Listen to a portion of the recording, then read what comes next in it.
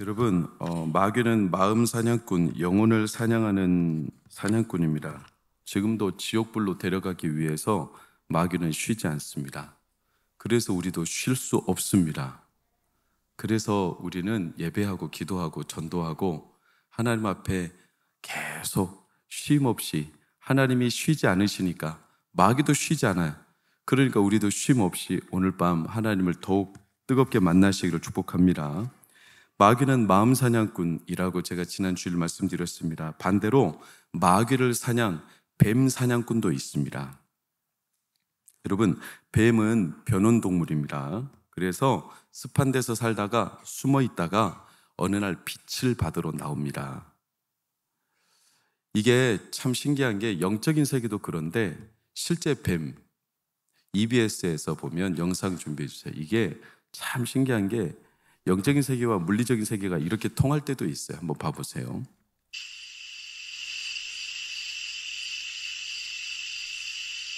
알을 지킨다고 해서 하루 종일 이렇게 있을 수는 없습니다. 변온동물이라서 스스로 체온 조절이 안 되기 때문이죠. 외부로부터 열을 받지 않으면 살 수가 없습니다.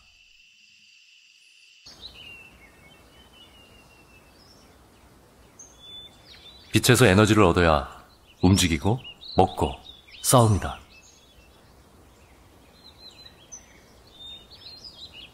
나지막이 몸을 엎드립니다. 뱀의 평생을 지배하는 것이 빛입니다. 네, 저는 이 나레이션을 들으면서 너무 영적인 메시지처럼 들렸어요. 뱀이 음지대, 습지대 사는 것 같지만 뱀이 빛을 먹어야 살 수 있어요. 그래서 낮에 나와요. 그래서 나레이션이 뭐라고 하냐면 뱀을 평생 지배하는 게 뭐다? 빛이다. 얼마나 영적인 신비와 일맥상통합니까? 여러분, 뱀은요 빛이 없는 존재예요. 하나님은 영적인 존재 사단에게도 빛을 허락하신 적이 없습니다. 그래서 뱀과 같은 이 사단은 항상 하나님의 빛을 탐해 이 빛을 집어삼켜야 되는 거예요. 그래야 자기가 살 수 있는 거죠. 근데 하나님은 뱀에게, 마귀에게, 사단에게 빛을 허락하지 않아요. 그래서 어떻게 하냐? 마귀는 오늘날에 그 빛을 자기가 허락받지 못했기 때문에 빛을 가진 자녀들을 집어삼켜요. 여러분, 이게 배후에서 안 보이게 일어난 일들이에요. 근데 사람들이 이 마귀가 배후에서 일하는 것을 인정을 잘 안 하려고 해요. 물론 저는 마귀론을 말하는 게 아닙니다. 이단 중에 성락교회 김기동 같은 사람들은 마귀론을 주장하는 거긴 잘못된 마귀론이고요. 거기에 현혹되어서 마귀에 대한 오해가 생기는데 예를 들어서 좀만 하면 다 마귀 귀신 들렸대. 정계 가면 정계 귀신이 있고 차가 고장 났으면 차에 귀신 들렸다는 거예요. 그런 거 말고 실제로 마귀는 우리 뒤에 배후에서 우리를 집어삼키려고 늘 노려요. 쉬지 않아요. 근데 이것을 안 보이니까 사람들이 인정을 잘 안 합니다. 더 나아가서 이런 말을 하면 제가 누누이 말씀드리지만 천박하다 말해요. 좀 교양 있는 말을 좀 하지. 교회가 좀 고상한, 좀 문화적으로 좀 수준 높은, 얼마나 세상살이에 필요한, 예를 들어서 재테크라든가 인간관계를 또 말을 잘하는 화법이라든가 또는 내가 살면서 굉장히 교양적인 수준을 높일 수 있는 이런 약간 미덕, 세상에서 말하는 흔히 자기 개발할 수 있는 이런 좋은 컨텐츠들이 얼마나 많은데 왜 목사님은 자꾸 뱀 이야기하고 마귀 이야기하고 귀신 이야기하냐 천박하게. 여러분, 결국 성도의 마지막은 지옥이냐 천국이냐인데 아무리 고상하고 교양 있고 뭔가 수준 높이 살다가 나중에 지옥 떨어지면 어떡할 거예요? 안 되잖아요? 안 되잖아요? 옆에 분들 봐보세요. 천국에서 만날 사람인가? 만나야 되지 않겠습니까? 인사하겠습니다. 천국에서 다시 만나자.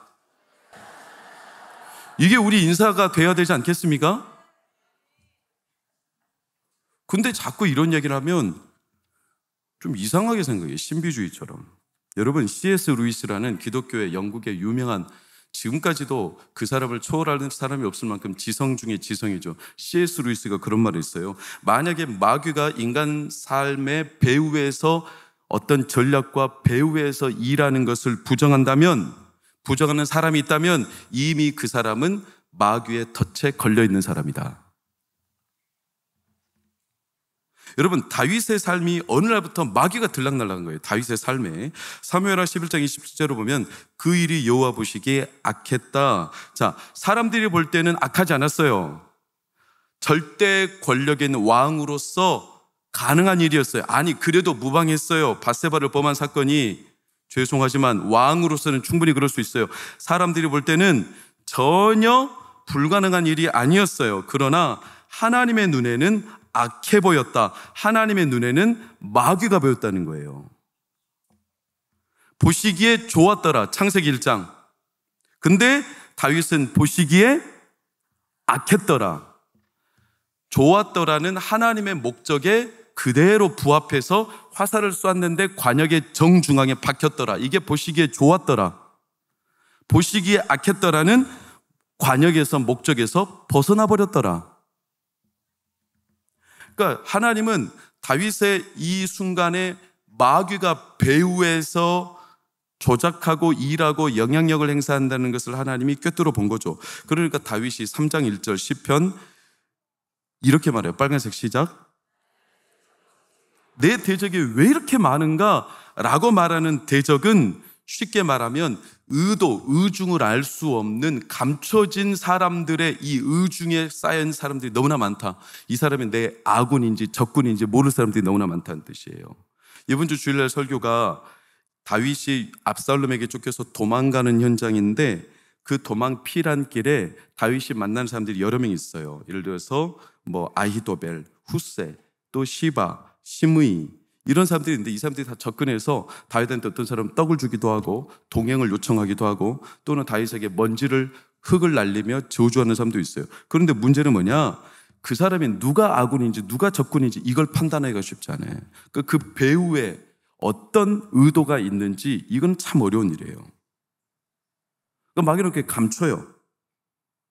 여러분, 일반적으로 마귀가 하는 짓 몇 가지만 제가 말씀드릴게요. 이건 일반적인 성경의 내용입니다. 첫 번째, 고발합니다. 우리의 죄를 고발합니다. 베드로를 고발했죠. 그리고 시비를 겁니다. 여러분, 스가랴 말씀에 등장하는 요수아라는 대제사장의 더러움을 놓고 마귀가 시비를 걸으니까 그러니까 시비를 거는 게 마귀가 하는 짓이에요. 감시합니다. 저 사람이 잘하나 못하나 비판하려고 계속 감시합니다. 욥을 마귀가 감시했죠. 분노를 마음속에 싹트게 합니다. 그래서 마음에 침투해서 가룟 유다의 마음에 분노를 싹트게 해서 결국 예수님에게 대적하게 만들었습니다. 우리 안에 악함을 자꾸 충동합니다. 여러분, 바울 곁에는 바울을 죽이려고 금식했던 악한 의도를 가진 자들이 40여 명이나 되었다고 말합니다. 책임을 전가합니다. 자꾸 남에게 책임을 전가하는 게 마귀가 하는 짓 가운데 대표적인 일반적인 내용입니다. 그래서 아담이 너 왜 선악 갖다 먹었어? 누구한테 책임을 전가하죠? 하와한테 책임을 전가하듯이 선동합니다. 교회에서 어떤 집단에서 자꾸 선동합니다. 그래서 사람들을 몰고 다닙니다. 그래서 에베소에서 빌립보 지역에서 자꾸 선동하는 자들이 복음을 회방 놓기 위해 이게 마귀가 하는 짓들이에요. 여러분, 이런 마귀가 하는 일반적인 짓들, 이걸 마귀가 직접 하는 게 아니고 사람을 통해서 합니다. 그러면 마귀는 왜 사람을 통해서 하냐? 마귀는 하나님을 직접적으로 대적을 못합니다. 왜냐? 감히 피조물 주제에 마귀가 어떻게 하나님을 대적하겠어요? 절대로 못해요. 그러니까 마귀가 어떻게 하냐면 사람을 통해 하나님을 대적하는 겁니다. 그러니까 다윗 곁에 여러 사람들이 있는데 이 사람들이 진짜 하나님을 대적하는 사람인지 하나님을 경외하는 사람인지 이 배후를 잘 모르겠는 거예요. 이게 문제인 거예요. 그럼 이런 마귀가 하는 짓들이 있는데 왜 사람은 이런 고발하고 시비를 걸고 감시를 하고 분노를 일으키고 또한 악함을 조장하고 책임을 전가하고 선동하는 이런 일들을 마귀가 하는 짓인 걸 여러분들이 들었어요. 들으셨습니까? 근데도 이 일을 하는 사람이 있을까요? 없을까요? 있습니다. 왜 할까요? 왜 할까요? 생각보다 마귀가 우리한테 친숙하게 접근하기 때문에 그렇습니다. 그래서 너무 친숙해. 그래서 나는 친숙해서 했는데 그게 나중에 보니까 시비였어. 나는 친숙해서 그냥 무식으로 했는데 그게 나중에 보니까 책임을 전가하는 거였어. 마귀는 생각보다 변장을 잘해요. 그래서 우리에게 친숙하게 다가와요. 그러니까 사람들이 잘 몰라요. 이게 마귀 짓인지. 특히 마귀는 그 사람의 약점을 잘 알아요. 뭐를 건드려주면 그 사람이 끌려온다는 걸 잘 알고, 더 나아가 그 사람이 잘하는 걸 마귀가 이용을 아주 잘해요. 그러니까 그 사람의 약점, 그 사람이 잘하는 거 뒤에 딱 숨어서 마귀는 기생해가지고 자기네 실체를 감춰, 그리고 그 사람으로 하여금 그런 행동을 하게 만들어. 여러분, 전에 제가 한번 말씀드린 적이 있어요. 좀 징그러운 사실인데 최대한 안 징그러운 걸로 해볼게요. 사마귀가 물에 빠져 죽는 게 왜 그런지 아시죠? 한번 봐봐요. 이 사마귀 몸 안에 있는 연가시 때문에 그래.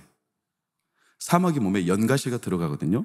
그러면 사마귀는 지가 갈증이 나서 물에 간다고 생각하지만 이미 뇌가 통제당했어, 연가시한테. 그래서 사마귀는 지가 간다고 생각하지만 모든 신체 작용이 통제당해서 물로 가서 물에 딱 빠지면 연가시가 그때 똥꼬로 나와. 이 작은 사마귀에서 연가시가 얼마까지 나오는 줄 아세요? 1m까지 나와요. 놀랍죠? 숨어 있어. 근데 아무도 몰라요. 자기가 하는 행동이라고 생각하지만 그 안에 조종당하고 있음을 보여주는 대표적인 실제. 메디나 충 아십니까? 물에다가 딱 충을 풀어놔요. 그러면 그 유충을 물벼룩이 먹어. 그러면 이 물을 떠먹는 사람들, 우리나라는 해당한다니까 걱정 마세요. 아프리카나 이 개발도상국들은 이 물을 떠먹으면 그 물을 먹는 순간 물벼룩이 같이 들어가. 그러면 우리 몸 안에 고열 때문에 물벼룩은 다 죽어요. 놀랍게도 물벼룩이 죽으면서 뭐가 알을 까냐면 메디나충이 알을 까. 그래서 몸에서 메디나충이 자라. 그래서 나중에 다리를 뚫고 나와. 그게 뇌로 가면 큰일 나는 거예요. 그 메디나충 한번 봐볼래요? 이런 게 몸에 득실된다는 거예요. 아프리카 사람들은. 식사 시간 아니라서 너무나 감사하네. 여러분, 이게 현대 세계에 놀랄만한 신비들 아닙니까? 필리핀에 지난주 뉴스예요. 한 30대 아주머니 몸속에서 촌충이 나왔어요. 봐봐요, 몇 센치인지. 50cm짜리, 50cm짜리가. 그 몸 안에 숨어서 숙주처럼 그 사람이 잘하는 거, 그 사람의 약점을 계속 찔러. 그래서 나는 이게 친숙한 거예요. 왜? 내가 잘하는 거거든. 고자질을 잘해, 평소에. 평소에 잘 삐져. 평소에 속상한 것을 잘해. 금방 속상해. 평소에 자기 자존심을 지키기 위해 물불을 안 가려. 고집이 얼마나 센지 몰라. 딱 자기 생각이 굳히면 남의 소리가 안 들려. 교만해. 그 사람이 잘하는 거예요. 그 사람의 약점이에요. 그러니까 자기가 잘하는 거고 평소에 많이 하는 거고 자기가 평소에 늘 하던 거니까 이걸 해도 친숙한 거라서 몰라요. 여러분, 그러니까 예수님이 우리 안에 악이 왜 나오냐? 마음에 쌓은 악에서 악이 나오지, 마음이 악이 없다면 악이 안 나온다는 거예요. 마음이 쌓인 선에서 선이 나오는 거지. 여러분, 특히 외식하는 거, 우리 먹는 외식 말고요. 예수님이 그렇게 경고했던 외식하지 마라. 겉다르고 속다르고 마음은 딱 감추면서 아닌 척, 봉사도 하고 기도도 하고 교제도 하고 하지만 속으로는 아닌 척, 겉으로 아닌 척, 속으로는 딴 마음. 이게 외식이죠. 근데 현대 교인들은 이런 외식이 갈수록 많아지고 있어요. 그러니 마귀가 숨어 들어가기 딱 좋은 구조죠. 마음이 냉랭해요. 뭘 하자면 안 합니다. 일단 뭘 말하면 비판부터 합니다. 교회에서 어떤 일을 추진하면 냉랭합니다. 냉랭하면 뱀이 들어갑니다. 왜냐? 뱀은 음지대에 살거든요. 빛으로 나올 수가 없어요. 여러분, 그러니까 C.S. 루이스가 말한 것처럼 배후에 마귀가 우리를 장악하기 위해서 활동하는 것을 부정하거나 무시하거나 또는 의도적으로 외면하면서 자기 자신을 감춘다면 이거야말로 진짜 어리석은 일이죠. 그건 이미 마귀의 덫에 걸린 거죠. 마귀는 하나님의 주권 아래에 있지만 하나님을 대적하기 위해서 인간을 끌어들이는 겁니다. 그리고 자신이 아닌 인간의 배후에 숨어서 하나님의 백성으로 하여금 하나님을 대적하게 만드는 거죠. 그게 마귀가 배후에서 하는 거죠. 욥 1장 6절 욥기에 보면 사단도 그들 가운데 온지라. 이미 욥의 시대 때 욥이 감시하면서 그 배후에서 활동하는 마귀. 스가랴 3장 1절 2절 사탄은 그의 오른쪽에 서서 그를 대적한지라. 그러니까 여호수아를, 대제사장 여호수아를 걸고 넘어지면서 하나님을 대적하고 이걸 가지고 계속 꼬지르는 고발자. 눈여겨볼 것은 역대상 21장 1절, 우리가 지금 나누고 있는 다윗 스토리죠. 시작. 충동했다. 사단이 일어났다. 여러분, 앞에 욥기와 스가랴 말씀과 역대상 21장에 사단 등장하죠. 근데 이 사단들이 구분이 돼요. 어떻게? 앞에 욥기와 스가랴는 정관사가 붙어 있어요. 정관사란다. 그 관사가 붙어 있어요. 그러니까 일반적인 사탄이 하는 짓이라고 말하는 거고, 역대상 21장의 사단은 히브리어로 보면 관사가 없어요. 관사가 없다라는 말은 고유명사라는 거예요. 손기도 그러지 한 사람 손기도 이렇게 안 하죠. 관사를 안 붙였다는 것은 여기는 직접적인 사단의 인격적인 활동이 최초로 역대상 21장에 등장해서 다윗을 충동해, 배후에서. 더 놀라운 건 이제 요한복음 13장 2절을 가면 마귀가 유다의 마음에 그래서 생각을 집어넣어서 그로 하여금 예수 그리스도를 불만과 불평으로 대적하게 만들고 집행을 하게 하죠. 요한은 뭐까지 보냐? 요한계시록 13장 10절 15절을 보면 칼에 죽을 것이니 성도들의 인내와 믿음을 마귀가 끝까지 유린하고 넘어뜨리려고 발악을 하면서 나중에 자기의 권세를 가지고 경배를 받으려 해요. 그러니까 마귀의 수법은 아주 차분해요. 태고적부터 앞으로 멸망하는 그날까지 마귀는 서두르지 않아요. 그러나 중요한 건 포기하지 않아요. 시간 앞에 장사 없다고 그렇게 자신을 감추고 배후에서 밑밥을 계속 깔아. 그리고 친숙하게 만들어서 사람들이 넘어오게 만드는 거예요. 여러분, 이런 성경의 내용들을 저는 참 조심스럽지만 한 번씩 다뤄주는 게 얼마나 우리에게 은혜인가 싶어요. 마귀는요, 자기의 정체가 탄로나는 걸 굉장히 싫어합니다. 감추어진 존재인데 이 정체가 탄로나면 온갖 시험이 옵니다. 제가 참 무서운 얘기인데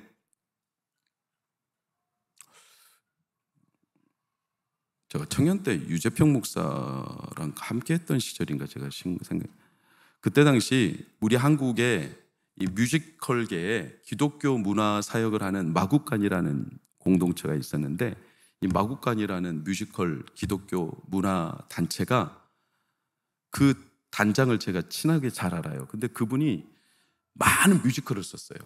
지금도 그 뮤지컬은 교회 내에서 많이 흥행해요. 근데 제가 꼭 교회 강단에서 올리고 싶었던 뮤지컬이 있었어요.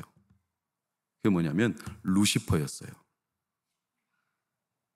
그분이 이 사단의 실체를 탄로나게 만드는 뮤지컬 시나리오를 쓴 거죠. 그래서 제가 이걸 꼭 올리고 싶었어요. 그게 불과 한 15년 전쯤인 것 같아요.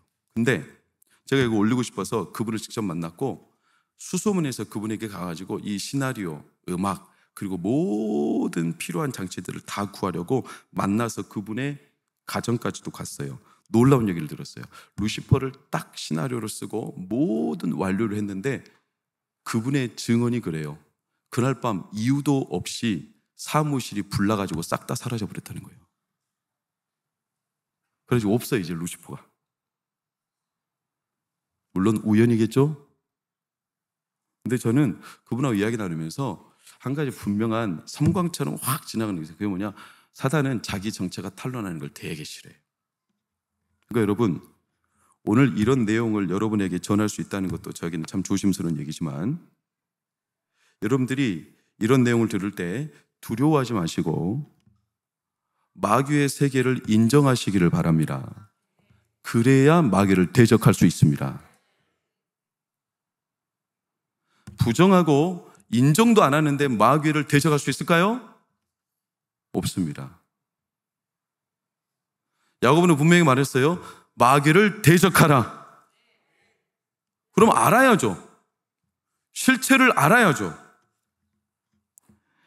마귀의 실체를 가장 적나라하게 보여주는 본문이 제가 몇 번 강단에서 2번인가 설교했던, 근데 이미 들은 분들은 다시 들으면서 상기하시고, 처음 듣는 분들은 오늘 들으면서 다시 한번 마음에 경각심을 갖기를 축원합니다. 마가복음 5장에 등장하는 거라사 광인입니다. 그는 데카볼리라는 지역에 사는 귀신 들린 자입니다. 데카볼리는 10개의 도시라는 뜻입니다. 그러니까 잘 사는 문명화된 도시입니다. 잘 살기 때문에 사람들의 어마어마한 화려한 문화 속에 감추어진 사람들의 쓰레기장이 큽니다. 여러분, 크면 클수록 쓰레기장도 큰 겁니다. 왜? 많은 사람들의 오염물이 나오기 때문에. 그럼 이 쓰레기를 처분할 곳이 필요하겠죠? 그곳이 바로 이 거라사 광인이 살던 돼지 치는 곳이었습니다. 그들은 돼지 치는 걸 부정하게 여겼고, 그래서 돼지 치는 곳을 따로 정해다가 귀신 들리고, 그리고 세상에서 버려진 것 같고 자기 도시 문화와 어울리지 않는 사람들을 싹 다 사로잡아다가 거기에 던졌는지도 몰라요. 이 데가볼리에는 10개의 도시가 연합된 도시, 어마어마한 문명. 근데 거기에서부터는 어떤 거라사 광인이 주요 인물로 등장하는데, 이 사람은 통제가 안 되는 사람이었습니다. 정신은 멀쩡했는데 뭔가 항상 끌려다녀요. 그 안에 보니까 귀신이 장악했어요. 그의 몸은 이미 귀신의 처소가 되었습니다. 그래서 이 사람은 제어가 안 됐습니다. 처음에는 밧줄로 묶었는데 밧줄이 더 이상 제어가 안 되니까 쇠고랑을 찼어요. 쇠고랑으로도 안 되니까 그 사람을 따로 철장살 가둬놓고 그렇게 했지만, 얼마나 귀신의 지배 강도가 높았던지 이 사람은 밤낮 그 동네 가기가 무섭게 소리를 지릅니다. 밤낮 무덤 사이에서. 그래가지고 소리를 지르니까 사람들이 그 근처에는 얼씬도 하잖아요. 귀신의 소리 여러분 들어보셨습니까? 귀신 들린 사람, 그 안에는 여러 인격이 있습니다. 이 귀신은 군대라고 말합니다. 헬라어 레기온은 약 500여 명이나 되는 연대급의 부대원이니까 그에게 들어간 귀신은 최소한 500명 이상 되는 귀신이 그를 장악한 거인 거겠죠. 그러니까 이 청년의 음성은 얼마나 괴기스러웠을까요? 얼마나 다양한 음색이 나왔을까요? 정상인이 아니죠?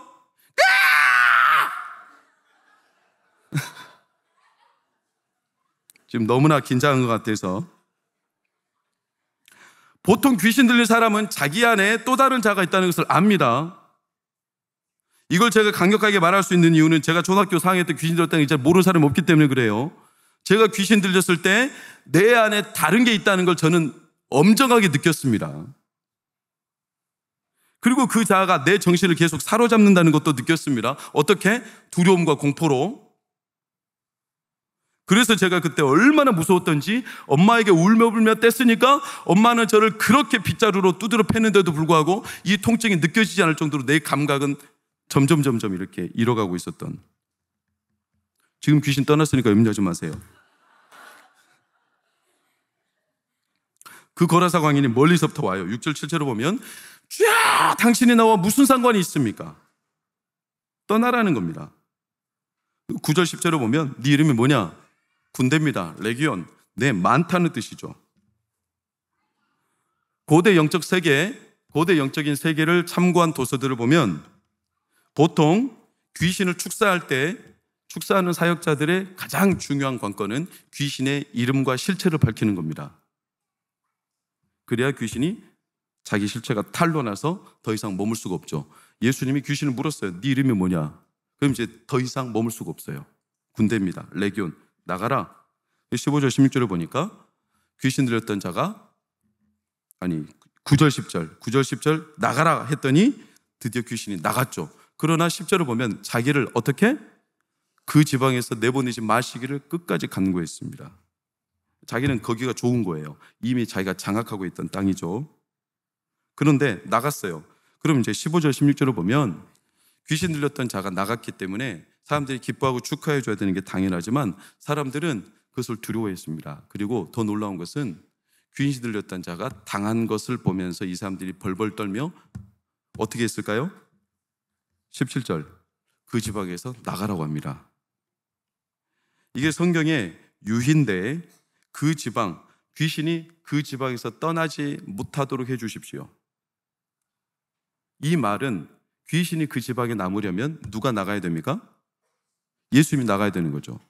그런데 17절을 보면 그 동네 사람들이 예수께 와서 어떻게 하라고 합니까? 그 지방에서 나가라고 합니다. 그러니까 귀신이 원하는 바를 그대로 말하고 있는 그 동네 사람들을 보면 놀랍게도 그 동네는 이미 그들의 생각, 그들의 가치, 그들이 친숙해진 거죠. 뭐에? 귀신의 다스림에. 그 동네는 한 번도 영적인 변화를 경험한 적이 없습니다. 그러면서 그들이 한 말이 뭐냐? 나랑 무슨 상관이 있냐 당신이? 나랑 무슨 상관이 있냐? 아무도 그 청년에게 어떤 변화가 일어날 거라고 생각도 안 했고 더 놀라운 것은 변화가 일어나면 안 돼요. 왜냐? 그 변화가 일어나는 순간 그 동네는 대가볼리가 다시 회복해야 되는 너무 큰 난관이에요. 난관. 쓰레기장이 있어야 되는데 아까 말했듯이 문명에서 나오는 쓰레기들을 처분하는, 여러분 제가 말씀 구조를 다 띄우지 않아서 소개를 못하지만 예수님의 형제들이 예수님을 잡아다가 귀신 들렸다고 덮어 씌우는 거 아십니까? 귀신 들렸다. 그게 마가복음에 나와요. 그러면 그 형제들도 예수님 귀신 들렸다고 덮어 씌우면서 어디로 보내려고 했을까요? 아마 거라사로 보내려고 했을 거예요. 그런 동네가 필요한 거죠. 이게 마귀가 딱 진을 치는 우리 삶의 영역들이에요. 여러분 저는 지금 초현실적인 얘기를 하는 게 아닙니다. 우리 배후에서 마귀가 얼마나 우리 삶을 깊이 장악하는 간교한, 그래서 무슨 상관이 있냐? 그래서 쓰레기장처럼 사람들이 접근 못하게 그런 세계를 구축하는데 그게 뭘까요? 우리의 불신의 영역이죠. 하나님과 나랑 무슨 상관이 있느냐라고 말하는 여러 마음의 영역들이 있어요. 돈 문제가 클 때는 하나님과 관계가 없다고 생각해 버리는 거예요. 과학 얘기 나오면 이건 과학이지 신앙이 아니라고 딱 선을 그어버려요. 과학도 하나님이 창조하신 건데. 심리적이고 우리의 정신적인 내용이 나면 이건 자꾸 심리학으로 다루려 해요. 여러분 심리학이 아니에요. 마음을 지으신 분은 하나님이시지. 자꾸 어떤 범죄자가 등장하면 트라우마를 이야기해. 트라우마라가 아니에요. 그 사람이 어떤 트라우마가 있기 때문에 죄를 짓는 게 아니라 사람에게 죄성이 있기 때문에 죄가 나오는 거지. 이렇게 자꾸 신앙과 무관한 영역을 만드는 게 마귀가 하는 짓이에요. 나랑 무슨 상관이 있냐? 이 지방에서 나가십시오. 만약에 저나 여러분도 예수를 믿지만 내 삶의 영역에서 하나님과 무관하게 여기는 영역이 있다면 여러분 오늘 정신 날카롭게 하나님 앞에 내 무관하게 여기는 영역을 하나님 앞에 납작 엎드려 복종시켜야 합니다.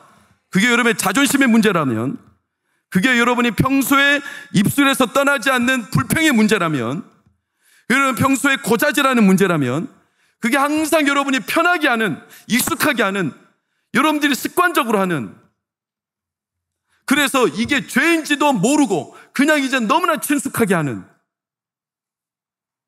이거는 내 그냥 습관인데, 내 성향인데, 내 취향인데 무슨 취향입니까?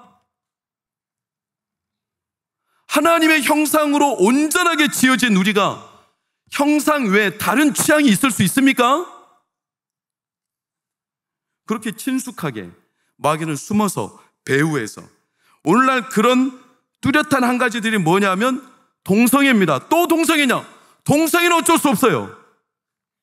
동성애는 우리에게 친숙하게 여겨지는 문화적인 코드로 계속 사람들이 바꿔 말하고 있기 때문에 죄지 무슨 문화요? 이걸 말하면 무식하다고 말하는 거예요. 우리 청년들 나를 그렇게 나쁜 놈으로 보지 말기를 바라요. 미안하지만 여러분, 저는 이전 교회에서 지금도 가슴이 아픈데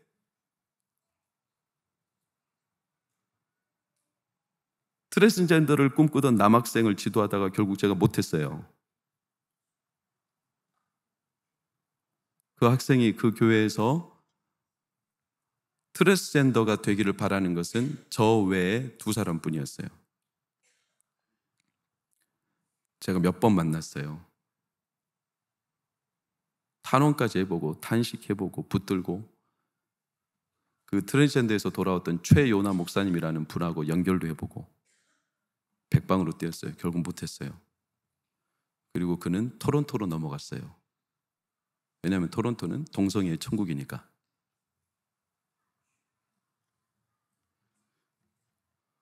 제가 동성애자들이 혐오되고 싫어서 동성애를 말하는 게 아닙니다. 저도 동성애였던 학생의 스승이었습니다. 여러분, 요즘에 대전 현충원에 누가 묻힌대요? 변희수가 묻힌대요. 고 변희수가. 그럼 고 변희수는 누군데요? 군대 입대했다가 군 생활 중에 성전환 수술을 했고, 그래서 여군으로 다시 복직하기를 바랬지만 군대에서는 그를 강퇴시켰죠. 그래서 탄원도 했지만 군대가 받아주지 않았어요. 결국 그는 집에서 자살했어요. 안타깝죠. 근데 저는 그 안타까운 현실은 2번째 치고, 그 사람이 왜 현충원에 묻혀야 됩니까? 나라를 위해서 싸웠습니까? 그렇게 따질 것 같으면 고주명도 다 현충원에 묻혀야 되고, 저도 나라를 위해서 헌신 3년 4개월 했는데요.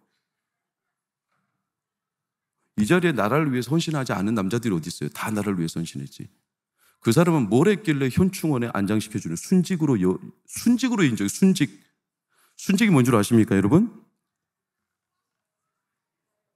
이 나라 6.25 전쟁 그 공산당으로부터 이 나라를 지키기 위해서 피 흘린 사람들이 묻히는 게 순직입니다. 그런데 그 사람을 현충원에 묻어요?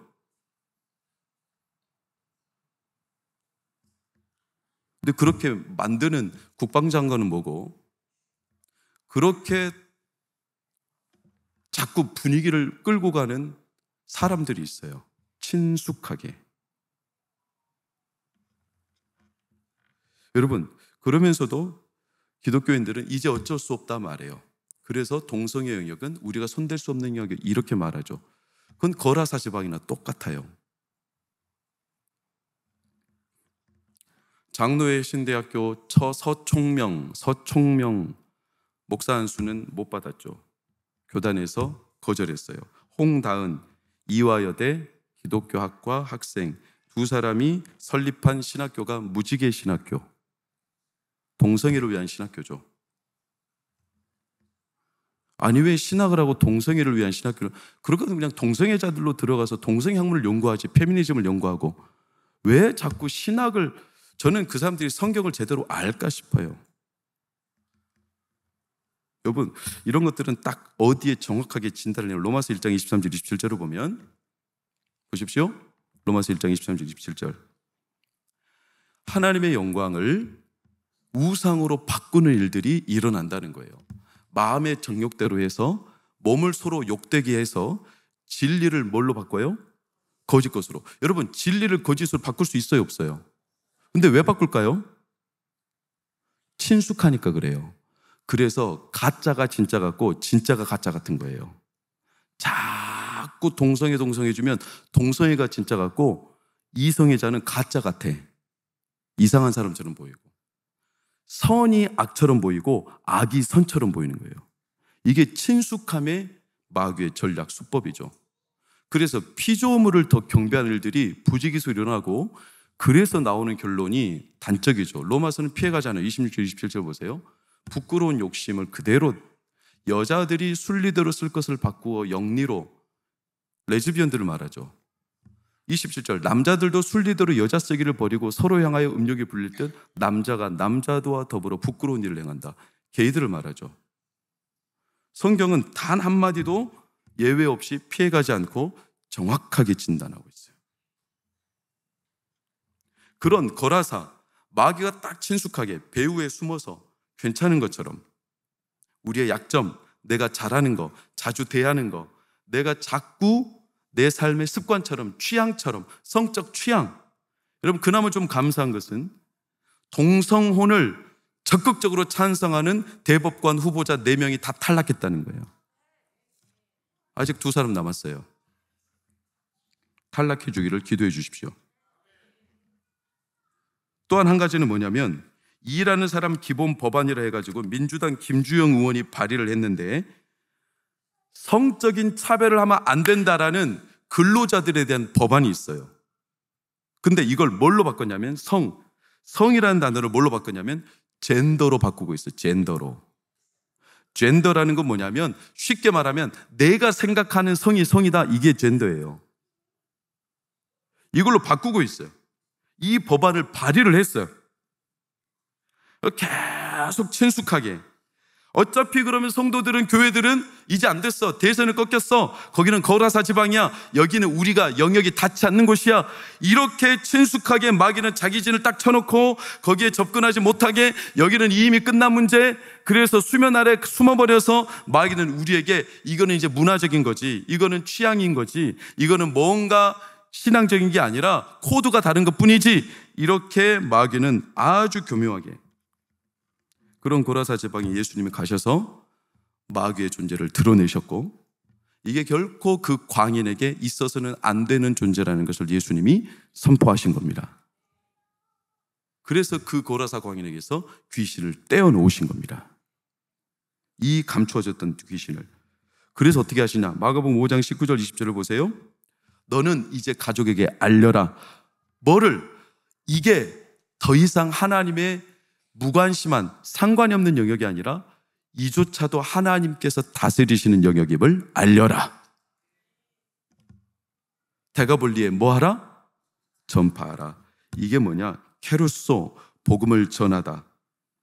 하나님은 오늘날에도 복음을 전하며 복음을 선포하며 마귀의 세계가 들통나게 하시고 하나님의 나라가 임했음을 우리에게 보여주십니다.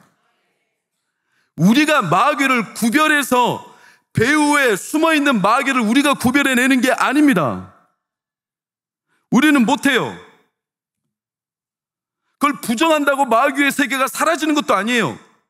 마귀는 여전히 오늘도 쉬지 않고 배후에서 어떻게 하면 우리의 빛을 삼켜 먹을까, 이렇게 하고 있는데, 이 원초적인 어둠은 어떻게 드러나고 어떻게 떠나가냐? 선명합니다. 하나님의 빛으로만 떠나가고 드러납니다. 여러분, 그러니 예배 가운데, 기도하는 가운데, 말씀을 듣고 읽는 가운데 하나님의 빛이 여러분에게 비추기를 축원합니다. 말씀이 그 능력이 있는 겁니다. 예배 때 그런 역사가 일어납니다. 시간이 지났으니 말씀을 중도 생략하고, 결국 우리는요, 뱀을 잡고 우리가 캐내는 게 아니에요. 뱀 사냥꾼이 있어요. 제 소시적 이야기, 부끄러워서 한 번도 제 집을 보여드린 적이 없지만, 제가 어릴 때 살았던, 대학교 3학년 때까지 살았던 우신 연립주택 보여드릴게요. 제가 살았던 집이에요. 저 1층 A동 108호에서 살았어요. 저 잡은 15평짜리에서 7식구가 같이 살았어요. 비가 오면 비가 뚝뚝 떨어지는 집에서 살았어요. 이때 이 우신일주택 옆에 한 빌라 같은 큰 집에 성환영이 살았고, 이 성환영은 뱀 사냥꾼이었어요. 제가 몇 번 말씀드렸죠. 이분은 뱀을 두려워하지 않는 존재예요. 뱀이 나타나면 일부러 뛰어가는 사람이에요. 그분하고 저하고 너무 친했는데, 저보다 2살 많은 형이지만, 성환영, 김성환인데, 성환영은 타잔놀이를 항상 했어요. 그래서 멀리 저 떨어져 있어도 서로 신호를 주고받아. 뱀이 나타나고 뭐가 그러면 어떻게 하냐면 그냥 흉내낼까요? 아! 이렇게 불러요. 이렇게 부르면 뱀이 나타난 거예요. 그럼 뛰어가. 제가 뛰어가는 경우는 거의 없어요. 그분이 뛰어오지. 그분은 뱀을 단숨에 잡아요. 그리고 숨겨져 있던 벤치를 가지고 뱀의 이빨을 빼요. 그리고 뱀의 껍질은 머리부터 벗깁니다. 껍질을 벗겨내죠. 쫙 벗겨내요. 재밌는 것은 껍질이 끊어지지 않고 한 번에 벗겨져요. 이렇게. 그러면 아주 맑은 피부가 드러나죠. 그럼 거기서 내장을 다 긁어내요. 그리고 이거를 놀이터에 걸어놓죠. 말리는 거예요. 말리는 거. 그래서 이제 뱀을 가져가죠. 세균 다 죽여가지고 뱀탕도 해 드시고. 저는 뱀을 보면 소설치게 놀라고 겁이 많아서 안 됐지만 그분은 항상 뱀 사냥꾼이었어요. 부르면 당장 달려왔어요. 여러분, 참 우스갯소리 같지만 우리는 마귀를 구분해낼 수 없어요. 근데 뱀 사냥꾼이 계셔요. 바로 우리 예수 그리스도세요. 뱀 사냥꾼의 원조가 있어요. 누굴까요? 다윗이에요.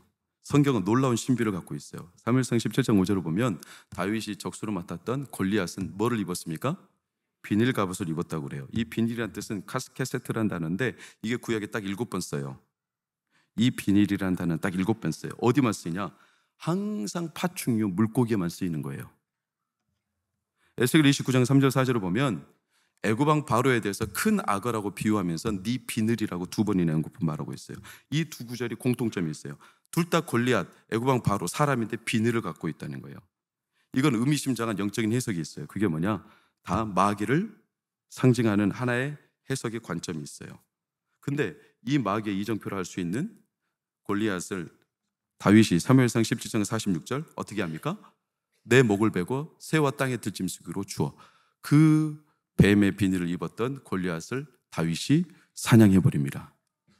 에스겔도 마찬가지예요. 애굽왕 바로에 대해서 너를 들짐승과 공중의 새 먹이로 이미 주었다. 성경은 뱀, 마귀에 대해서 이미 결론이 났다고 선포하셨습니다. 그리고 그 다윗에게서 누가 나셨습니까? 예수님이 나신 겁니다. 예수님이 다윗에게서 난 것은 하나님의 뜻입니다. 그 뱀을 잡은 다윗, 골리앗을 잡은 다윗, 그 예수 그리스도는 다윗의 후예로서 이 땅에 오셔서 진짜 마귀의 머리를 짓밟으셨습니다. 그러니 두려워하지 마십시오. 예수님은 오늘도 우리를 뒤에서 겁박하고 배후에서 우리를 노리는 뱀을 예수님은 이미 이기셨습니다. 내가 싸워서 이기는 거 아닙니다. 내가 구분해내는 거 아닙니다. 우리가 뱀을 분간해내는 거 아니고 내 가정이든 내 심령이든 우리의 삶에 마귀가 배후에서 어떤 공격과 어떤 수작을 부릴지라도 오늘 다윗은 선명하게 시편 3편 7절 우리가 읽은 본문을 함께 볼까요? 시작. 여호와여 일어나소서 나의 하나님이여 나를 구원하소서 주께서 나의 모든 원수의 뺨을 치시며 악인의 일을 꺾으셨나이다. 할렐루야. 하나님은 마귀를 이미 멸하셨습니다. 그 하나님께서 이를 꺾어버리시고 마귀의 뺨을 치시며 우리 가운데 승리를 선언하셨습니다. 그 다윗의 후예로 계시록 3장 7절을 보면 예수 그리스도는 다윗의 열쇠를 가지신 분이시기에 9절과 12절을 보면 사당의 회당이 있을지라도 우리를 이기게 하여 주십니다. 오늘 그 다윗의 열쇠를 가지신 예수 그리스도가 저와 여러분의 구주이십니다. 우리의 삶에 하나님이 통치자이십니다. 오늘도 하나님이 다스리십니다. 그러니 여러분 이 밤에 하늘문을 열어서 나와 함께 하신 하나님을 믿음으로 발견하시기를 축원합니다. 여러분의 삶에 음지대 나도 모르게 친숙하게 나도 모르게 계속 반복적으로 하나님 앞에 가려져 있던 익숙하게 내 삶에 선이 쳐져 있고 하나님이 접근하지 못하고 하나님과 나 무슨 상관이 있나이까? 거라사 광희처럼 선을 긋고 바리케이트 쳐놓고 접근 못하게 하고 자기만의 은밀한 삶의 지대가 있었다면 오늘 이 밤에 그 음지대가 예수 그리스도의 복음 앞에 다 드러나고 그곳을 빛으로 비추사 우리의 동광교회 안에 어둠의 세력이 떠나가고 하나님께서 이 교회를 하나님의 빛으로 비추실 때 동광교회 성도들과 삶과 가정과 우리 자녀들의 미래가 오늘 밤에 치유함을 얻고 회복함을 얻고 새로움을 잊기를 예수 이름으로 축원합니다. 우리 찬양하겠습니다.